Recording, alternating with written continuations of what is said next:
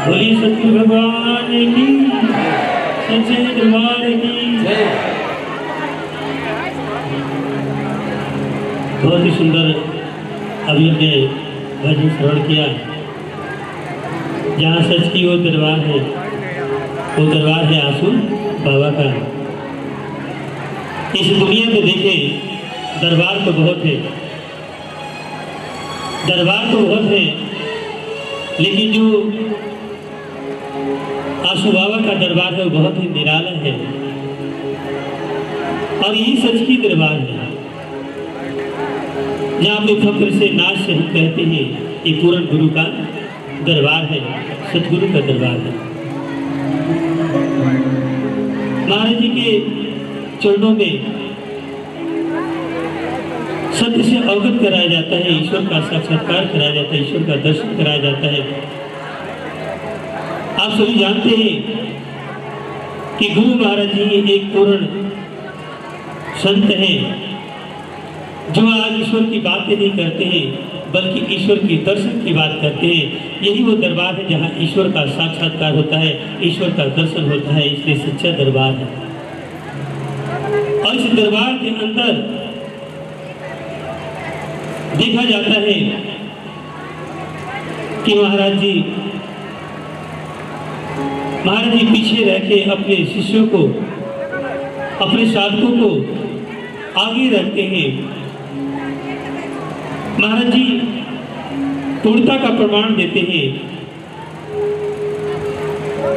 महाराज जी एक कुटिया में रहकर और एक कुटिया से पूरे देश के अंदर, पूरे विश्व के अंदर महाराज जी ने प्रचार करा दिया। दिव्य ज्योति जागृति संस्थान का डंका पूरे विश्व के अंदर भेज दिया। गुरु महाराज जी की कृपा है, क्योंकि सच का दरबार है। और महाराज जी ऐसी सी कृपा करते हैं, ऐसी सी घटनाएं हैं जिनको देखकर हम कह बैठते कि ये सच का दरबार है और महाराज जी पूर्ण है। ऐसे से भक्तों की पुकार सुनकर और महाराज जी वहां प्रकट भी हो जाया करते हैं। एक बार बहुत पहले की बात है, एक माता जी थी जो दरबार में सेवा करने जाया करती थी। बिहार की रहने वाली थी और वो माता दिल्ली में भंडारे में सेवा करने जाती थी। भंडारे में उनकी सेवा हुआ करती थी और एक उनके पास 10 साल का बालक था, उनके पति नहीं थे। और माता जब जाया करती सेवा में तो एक दिन जाने में लगता और भंडारे में जाती, सेवा करती, फिर वापस चली आती। लेकिन एक बार की बात है कि एक बार ऐसा समय में भंडारे पड़ा, अप्रैल का महीना था, अप्रैल मई का, जिस समय खेती होती है और खेती काटने का समय होता है। तो माता मन में विचार करती है कि चलो इस बार हम खेत काट लेते हैं, क्योंकि इसी समय भंडारा पड़ गया, हम बाद में अगले महीने चले जाएंगे। जबकि वो हर महीने जाया करती थी सेवा में। लेकिन फिर अंदर से आवाज है कि तू संसार के कार्यों के लिए गुरु की सेवा को जो है कि छोड़ दोगी। फिर उसके मन में विचार है कि नहीं, गुरु की सेवा को नहीं छोड़ना है, ये संसार चाहे छूट जाए, इस संसार का सारे काम भले छूट जाए। और फिर वो तैयार हो जाती है वो दिल्ली जाने के लिए। और कहते कि जिस समय वो जाने के लिए तैयार होती है, उसी समय एक बालक आता है और वो कहते कि दरवाजा खटखटाया और कहते हैं कि मुझे बहुत जोर से भूख लगी है, मैं कई दिन से भूखा हूँ, मुझे भोजन चाहिए। लेकिन माता को दिल्ली जाना था, इसलिए समय नहीं था। उसने अपने बेटे से कहा कि बेटा इसको भोजन करा दो, और वो चली जाती है। इधर वो बालक, जो बालक गया था, उसको भोजन कराता है। और भोजन कराने के बाद जब वो बालक भोजन कर लेता है तो उसने पूछा कि माँ, जो खेत काटा जाता है, जिसे हंसुआ बोलते हैं उसको, जिससे खेत काटते हैं, तो बोला कि माँ हंसुआ कहाँ रखी है? तो बालक बताता है कि यहाँ पे। और वो दोनों उस हंसुए के लेके और सब खेत में चले जाते हैं। और सारा खेत देखते ही देखते सब कुछ काट देते हैं। जिसको चिंता थी माँ को कि कैसे वो खेत कटेगा, और सारा खेत कट गया। और उसके बाद वो दिल्ली सेवा में जब चली जाती, जब वहाँ से आती तो देखती है कि तो खेत तो सब कट गया, कौन किया? तो बालक बोलता है कि माँ जब तू जा रही थी तो वो जो बालक आया था वही दरादर सारा कुछ काट के रख दिया। वो सोच में पड़ जाती कि कौन है जो आकर खेत काट दिया। बात समझ में नहीं आई, साधना करती रही लेकिन समझ नहीं आया। फिर जब अगले महीने में दिल्ली सेवा करने के लिए गए तो जब सेवा हो रहा था उस समय महाराज जी कहते कि महाराज जी आदेश देते हैं कि जो बाहर से दिल्ली से बाहर से जो लोग आए हैं सेवा करने के लिए वो चरणों में प्रणाम करके और तब जाएंगे।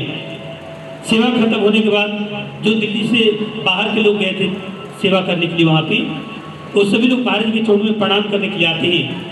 महाराज जी सोफे बैठे हैं और पाँव नीचे महाराज जी का है और सब लोग लाइन में लगे हैं जो महाराज से भेंट करना चाहते हैं और कुछ हाथों में भेंट लेकर भी गए हैं।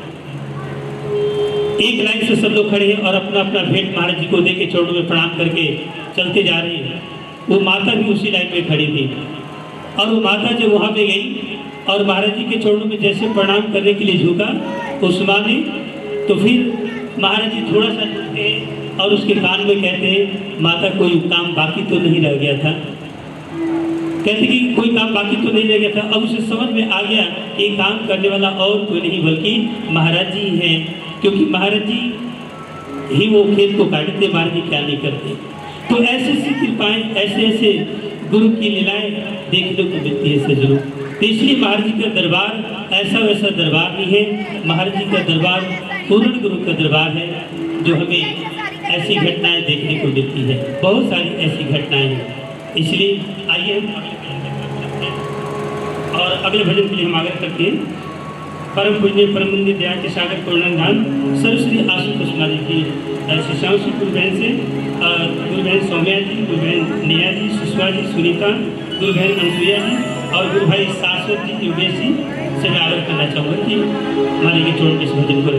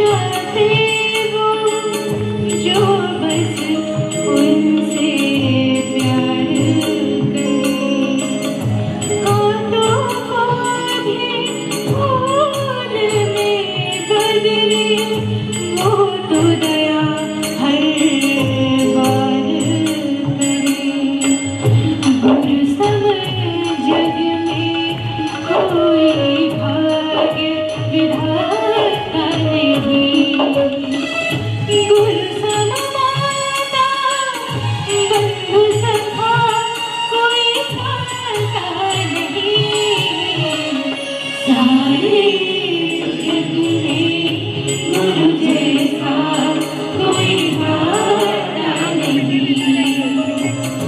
सारे जग में गुरु जैसा कोई दाता नहीं। गुरु सममाता बंधु सखा कोई दाता नहीं। सारे जग में गुरु जैसा कोई दाता नहीं। सारे जग में गुरु जैसा कोई दाता नहीं। सारे जग में गुरु जैसा कोई दाता नहीं। सारे जग में दिल को हमने श्रवण किया, जिसके बारे में गुरु चरणदास जी बहुत सुंदर कहते हैं।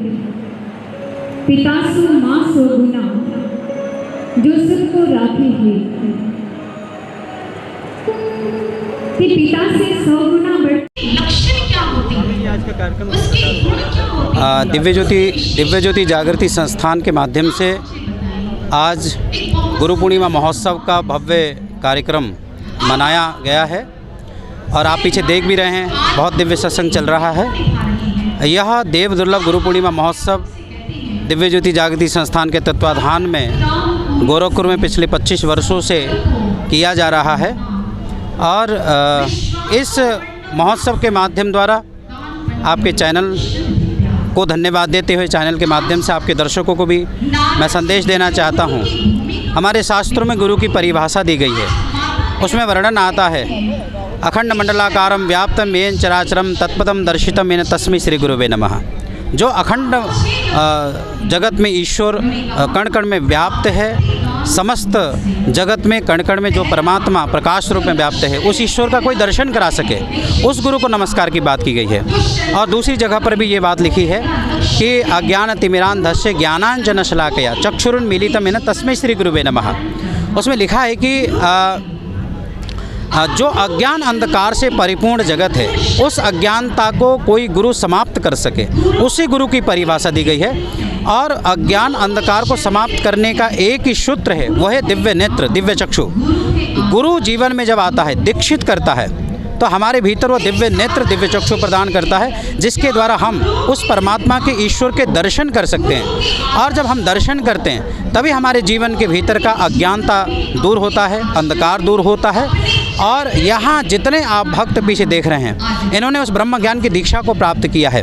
और ये गुरु पूर्णिमा महोत्सव आज से नहीं, ऋषि वेदव्यास महाराज के समय से ये चला आ रहा है। जो बहुत पुरातन ये उत्सव है और ये उत्सव सारे के सारे जितने गुरु शिष्य परंपरा के अंतर्गत आते हैं, सभी लोग इसको मनाते हैं। और मैं समस्त जनपद वासियों को भी ये संदेश देना चाहता हूँ कि आपके जीवन में भी एक सच्चे गुरु की आवश्यकता है, जो गुरु केवल भगवान की बात न करे, भगवान का दर्शन करवा दे।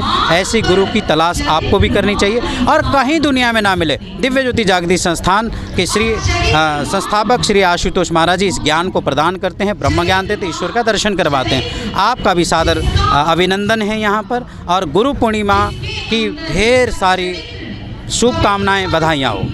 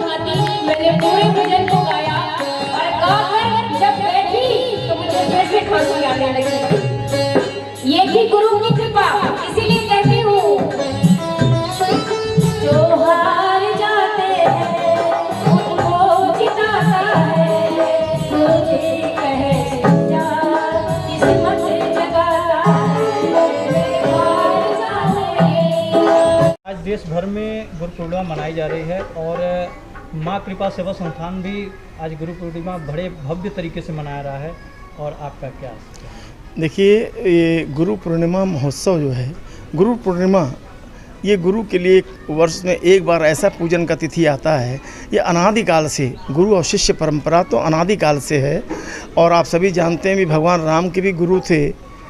भगवान आप राम के, कृष्ण के, किसी के भी जो भी जिन्होंने अवतार लिया धरती पे, सबके गुरु थे। गुरु और शिष्य परंपरा, और कबीरदास जी ने कहा भी है कि निगुरा नहीं रहना। तो गुरु तो दीक्षा तो लेना ही पड़ता है, और दीक्षा का शाब्दिक अर्थ है दीधन इच्छा। फिर इच्छाएं जो अनंत इच्छाएं वो फिर शांत हो जाएं, गुरु के श्री चरणों में समर्पित कर दें। और गु धन रू, गु मतलब अंधकार और रू मतलब प्रकाश। गुरु वही होता है जो अपने शिष्यों को अंधकार की ओर निकाल के प्रकाश की ओर अग्रसर करे, वही सच्चा गुरु होता है। मैं आप सबसे बताना चाहता हूँ आपके मीडिया के माध्यम से कि मेरे 12,789 शिष्य हैं जो गुरु पूर्णिमा महोत्सव में दूर दूर से, देश विदेश से हमारे इस शिव शक्ति भवन में आते हैं गुरु पूजन के लिए। ये हर वर्ष वर्षों से ये सब मेरे शिष्य जो हैं यहाँ उपस्थित हैं, ये गुरु पूजन के लिए आए हैं। इसका बहुत महात्मा है। और आप जानते हैं कि गोरखपुर में बाबा गुरु गोरक्षनाथ की नगरी है। हम लोग उनके इस सिद्ध स्थान की अन्न जल का ग्रहण कर रहे हैं, और गुरु गोरक्षनाथ की उस तपोभूमि पर भी आज गुरु पूर्णिमा मनाया जा रहा है। आप काशी नगरी चले जाएं, मथुरा चले जाएं, वृंदावन चले जाएं, हर जगह बड़े हर्षोल्लास के साथ गुरु पूर्णिमा मनाई जाती है। हर शिष्य कहीं भी हो, अन्न जल ग्रहण कर रहा हो, कहीं व्यापार कर रहा हो, नौकरी कर रहा हो, लेकिन गुरु पूर्णिमा के दिन वो हर कार्य छोड़ के अपने गुरु के श्री चरणों की सेवा के लिए अवश्य पहुंचता है। सो आज इसी गुरु पूर्णिमा के शुभ अवसर पे दूर दूर से मेरे शिष्यजन आए हैं और वो गुरु पूर्णिमा महोत्सव मना रहे हैं शिव शक्ति भवन में। देशवासियों को क्या संदेश देना चाहेंगे? देखिए, मैं ये निश्चित रूप से आज के दिन ये संदेश देना चाहता हूँ कि गुरु बनाइए जान के, जैसे पानी पीजिए छान के, और गुरु बनाइए जान के। हर किसी को गुरु भी नहीं बना सकता है इंसान, और गुरु का ही परम दायित्व है कि अपने शिष्य को मार्ग भ्रमित न होने दें, सर्वदा मार्ग पर चलने का उसे निर्देश दें और संस्कार से परिपूर्ण करें। यदि वो आध्यात्मिक यदि गुरु कोई ऐसा है जो मांगता रहता है, तो जो मांगने वाला गुरु है वो क्या देगा शिष्य को जो खुद ही मांग रहा है। गुरु का तात्पर्य होता है जब तक एक पिता है, जैसे गुरु और शिष्य का जो मेरे मंथन से जो हम बताना चाहते हैं कि गुरु एक माता पिता, उनके सब रिश्ते होते हैं गुरु के एक शिष्य के साथ। और गुरु अपने शिष्य को बच्चे की तरफ पालता है, न कि गुरु बच्चे से ये कहता कि मुझे समर्पित करो। मेरे मृत्यु के बाद भी मेरा कोई एक भी शिष्य ये कभी नहीं कह सकता मैंने किसी भी एक शिष्य से कभी 5 पैसा भी मांगा हो, क्योंकि मैं ये मानता हूँ कि मैं जब तक जीवित हूँ इस धरती पर, जब तक माँ ने शक्ति दिया है, मैं अपने शिष्यों को अपने बच्चों की तरफ पालता हूँ, और मेरे जीते जी मेरा कोई भी शिष्य भूखा नहीं सो सकता है। और आप पता भी कर सकते हैं, मेरे बहुत शिष्य बैठे हुए हैं, सब अपने बारे में बताएंगे भी। और ये मेरा दायित्व है कि जब तक मैं जीवित हूँ अपने शिष्यों को कोई कष्ट ना आने दूँ। उनसे मांगना नहीं है, जब तक मेरे शरीर में शक्ति है मैं देना ही चाहता हूँ अपने शिष्यों को। और एक बात मैं और बताना चाहता हूँ, आप देखते होंगे घर में जब माता पिता अपने बच्चे को जन्म देते हैं, वो तब तक उसको पढ़ाते हैं, लिखाते हैं, उसकी सेवा करते हैं, जब तक वो अपने पैरों पर खड़ा नहीं हो जाता। और जब तक माँ बाप की शक्ति होती है ना, वो अपने बच्चों के लिए करता है, बच्चों से मांगता नहीं है। ठीक उसी प्रकार जब गुरु वयोवृद्ध होते हैं तब शिष्यों का दायित्व होता है, पुत्रों का दायित्व होता है, पुत्रियों का दायित्व होता है कि अपने गुरु का, अपने माता पिता की सेवा करें। और मैंने इस धरती पर अपने साक्षात भगवान, अपने माता पिता, अपने गुरुदेव भगवान को ही माना है, जिनसे दीक्षा लिया। और मैं ये कहना भी चाहता हूँ, ये मैं सिर्फ नहीं कहता, आप रामचरितमानस का यदि पाठ करते होंगे तो बालकांड में स्पष्ट देता है कि प्रातःकाल उठ के रघुनाथा और मात पिता गुरु नाम ही माथा। माता पिता और गुरु ही साक्षात भगवान है इस धरती पर, लेकिन गुरु घंटाल ना हो, वो सच्चा गुरु हो जो अपने शिष्य का सच्चा मार्गदर्शन कर सके। मेरी नज़र में इसी महात्मा को, इसी को मैं संदेश के रूप में देना चाहता हूँ पूरे इस जगत को कि गुरु यदि हैं तो अपने शिष्यों की रक्षा करें, उनको मार्गदर्शन करें, न कि मार्ग भ्रमित करें। बहुत बहुत धन्यवाद।